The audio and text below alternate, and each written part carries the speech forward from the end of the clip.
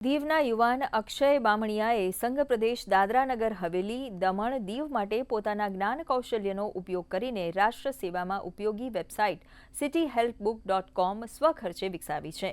આ website social service platform પર present કરવા માટે IIM અમદાવાદ તરફથી અક્ષયને નિમંત્રણ આપવામાં આવ્યું છે।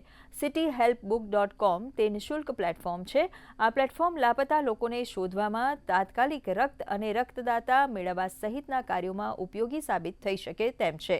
આ પ્લેટફોર્મને અંદાજે 12 લાપતા વ્યક્તિઓ તેમના પરિવાર સાથે મિલાપ કરાવવામાં સફળતા મળી ચૂકી છે। અક્ષય cityhelpbook.comના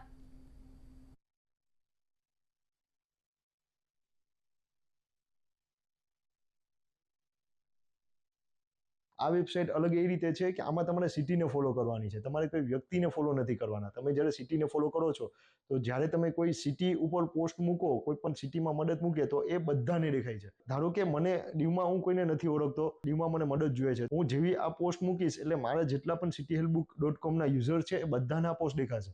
અને ઘણા એવા બધા સેવાભાવી માણસ હોય છે જે આવશે તમારી સામેથી અને એ તમને મદદ કરશે। તો આ એક આપણે ડિજિટલ સમાજ બનાવીએ છીએ જે ખાલી આપણા દીવમાં નહીં, ગુજરાતમાં નહીં કે ઇન્ડિયામાં નહીં, પણ ઓલ ઓવર વર્લ્ડમાં માણસોનો એક એવો સમૂહ બનશે જે એકબીજાની મુસીબતીઓના સમયમાં એકબીજાની મદદ કરશે।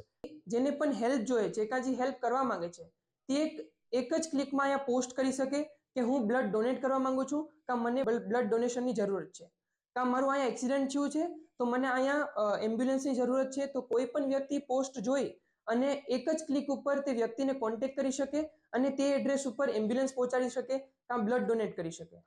તો આવા જ ઇનિશિયેટિવની વધુથી વધુ જરૂર છે।